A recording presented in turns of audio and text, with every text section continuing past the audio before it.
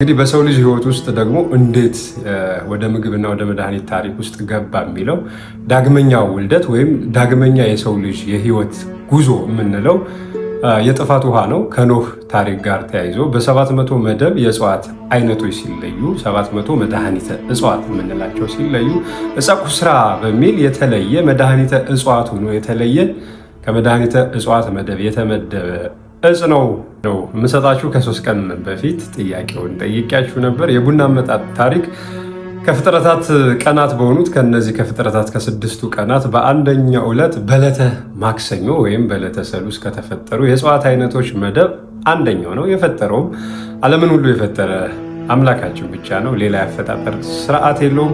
እንግዲህ በሰው ልጅ ህይወት ውስጥ ደግሞ እንዴት ወደ ምግብና ወደ መድኃኒት ታሪክ ውስጥ ገባ የሚለው ዳግመኛው ውልደት ወይም ዳግመኛ የሰው ልጅ የህይወት ጉዞ የምንለው የጥፋት ውሃ ነው። ከኖህ ታሪክ ጋር ተያይዞ በ700 መደብ የእጽዋት አይነቶች ሲለዩ 700 መድኃኒተ እጽዋት የምንላቸው ሲለዩ ዕፀ ኩስራ በሚል የተለየ መድኃኒተ እጽዋት ሆኖ የተለየ ከመድኃኒተ እጽዋት መደብ የተመደበ እጽ ነው ቡና። በዚህ እንግዲህ የህይወት ጉዞ ውስጥ ለረጅም ዓመታት በሀገራችን እንደ መድኃኒትነት ስንጠቀመው ኑረናል። እሱም ያው አካባቢውን ወደ መጨረሻ ነው የምመጣላችሁ እና ትንሽ ተቀራራቢ የሆነ ምላሽ ባለመስጠታችሁ ግን አዝኜባችኋለሁ። ለምን የተጣፈ የተኮረጀ ታሪካችን እንደ ራሳችን አድርገን ማየቱ ነውር ነው። ነጭ አምጥቶ የጻፈልንን ነጭ ያው በመጣው ይሄ ነው ታሪኩ ብሎ የነገረንን የኛ ማድረጉም እሱም ነውር ነው። በእርግጥ ቡና ኢትዮጵያዊና ኢትዮጵያዊ ቀለም ነው ያለው። መቼና እንዴት ወደ መካከለኛው አረብ ሀገራት ሄደ የሚለውንም ስለማስቀምጥ ትዕግስት ኑሯቸው ስሙ። ከዛ የህይወት ጉዞ በኋላ እንግዲህ በ4ኛው መቶ ክፍለ ዘመን አቡነ መባጽዮን የሚባሉ አንድ መናኝ በጣና ገዳማት ዙሪያ ውስጥ እየተንቀሳቀሱ የምነና ህይወት ነበራቸውና ይመገቡት የነበረው የቡናን ፍሬ። ያው ቡና የሚለው ስያሜ አቡን ከምትለው ቡን ተብሎ የወጣ ነው። የሚመገቡት ፍሬውን ቀዩን የለም ሲያፈራ ፍሬውን ገለባውን ልክ እንደ ዋንዛ ፍሬ መምጠጥ ነው እና እሱ ነበር የሚመገቡት። ከዛ ጊዜ ጀምሮ የመናንያን ምግብ ሆኖ ቀጠለ። እንዲሁም ደግሞ በ12ኛው መቶ ክፍለ ዘመን በዚሁ በጣና አካባቢ ባሉ ገዳማት አቡነ በትረ ማርያም የምንላቸው አባት የጣናን ሐይቅ የሚያቋርጡት በዘንጋቸው ስለነበር ይህ የተሰጣቸው በረከት ነው።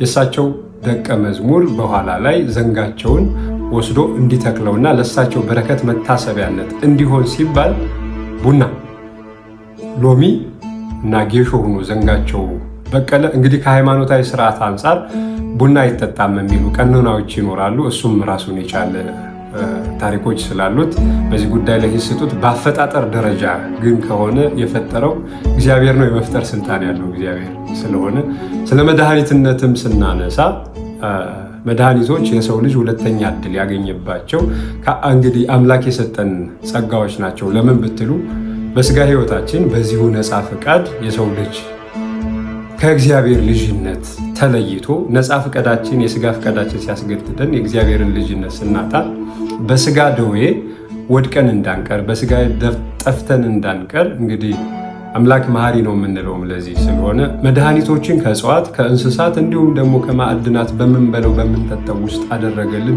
ሌላ እድል ሌላ ዳግመኛ ህይወት እንዳናገኝ በወጣንበት ወድቀን ስጋችን በስብሶ ነፍሳችንም ጠፍታ እንዳትቀር ያደረገበት መንገድ ስለሆነ ስለ መድኃኒት ሲወራ ማንም ሰው ስልጣን ኑሮት መድኃኒትን እሱ ስለማያበጅና እሱ ስለማይሰጠን መድኃኒት ራሱ እግዚአብሔር ስለሆነ የእግዚአብሔር ልጅነት ሲኖረን በእግዚአብሔር እቅፍ ውስጥ ለስጋችንም ለነፍሳችንም መድኃኒታችን እሱ ነው። በሰጠን ነፃ ፍቃድ ግን ከቅፋቱ ስንወጣ በዚያው ወድቀን እንዳንቀር ደግሞ መድኃኒትን በብዛ ህይወት ውስጥ አድርጎልናል። እግዚአብሔር መሐሪ ነው የምንለውም ለዚህ ነው። እንግዲህ ሀሳቡን እያጠቃለልኩ ስመጣ እሳቸው ቀድሞም የተፈጠሩት 3ቱን ይዘት ይዘው መጡ። ከዛም ዘመን ጀምሮ አቡን የሚለው ቡን ተብሎ ቡና ቋሚ መጠሪያ መደቡ ሆነ። ህይወት ሂደት በኋላ እንግዲህ በሀገራችን ውስጥ የተለያዩ ግጭቶች፣ ጦርነቶች ተነስተዋል። እነዚህ ጦርነቶች ደግሞ እየከፉ የመጡት በአልጋዚ ግራኝ መሐመድ ወረራ ጊዜ ነው። በ15ኛው መቶ ክፍለ ዘመን እሱ በሚያደርግባቸው ወረራዎች ጊዜ እንግዲህ ያጠቃ የነበረው አብያተ ክርስቲያናትን ስለነበረ ታቦታትን መናኝ ይዘው በሚሰደዱ ሰዓት ወደ ጣና ገዳማት ነው ይደብቁ የነበረው። በዛ ጊዜ እንግዲህ ፍልሰቱ እየጨመረ ሲመጣ በጫካ ውስጥ የነበሩት ቡናዎች መናንያንን ለመመገብ አልተቻለም ነበር። እያነሰ ሲሄድ ለምንድን ነው ቆልተን የማንሞክረው ይሉና ቆልተው ጥሬው ሊቆረጠም ስላልቻለ ቆልተው ሲሞክሩት ያነቃቃል። ቆሉት አዩት፣ አይ ይሄ እንኳን ጣዕሙ ደግሞ ከፋ። እንዲሁም ይዞት የሚመጣው ነገር ማነቃቃቱ አእምሮን ወደ ማሳት ደረጃ ሲመጣ እስኪ ለምን አንቀቅለውም? ተቀቅሎ ሲበሉት የተቀቀለው ጣዕሙ ትንሽ ይዘቱን ሲቀይርባቸው ውሃውን ይቀምሱታል። ውሃው ጥሩ ጣዕም አለው፣ ይሄ የተሻለ ነው። የቡና ሂደት ከዚህ በኋላ ነው። ከልብሱ ገለበው ከመበላት እንደገና ተቆልቶ ጥሬው ከመበላት ወደ መጠጣት የተመጣው። ወደ መካከለኛው አረብ የተጓዘው እንግዲህ በግራኝ አህመድ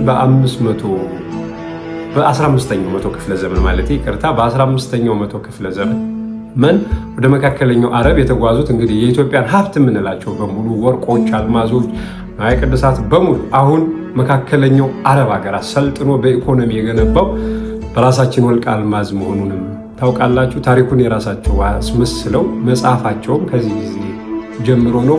የቡና እውነተኛ መገኛው የት ነው ብትሉት የጣኗ ፈርጥ የሆነችው ደሴት የገዳማት መገለጫ አድርገን የምናያት ርስት፣ እንዲሁም ለሰው ልጅ ህይወት ዳግመኛ ህይወትን የተሰጠባት ኖህ መርከቡን ያሳረፈባት ዘጌ ነው። እውነተኛ ቡና በዝርያም አሁንም ድረስ ያለው እናት አባት ቡና ተብሎ የጫካ ተብሎ በጣም ልዩ የሆነው የሚገኘው ደሴ ነው። አዎ ከፋ ቡና ይገኝበታል። ወደ ታሪኩ ግን መሰረት ከመጣን የሚገኘው ዘጌ ነው።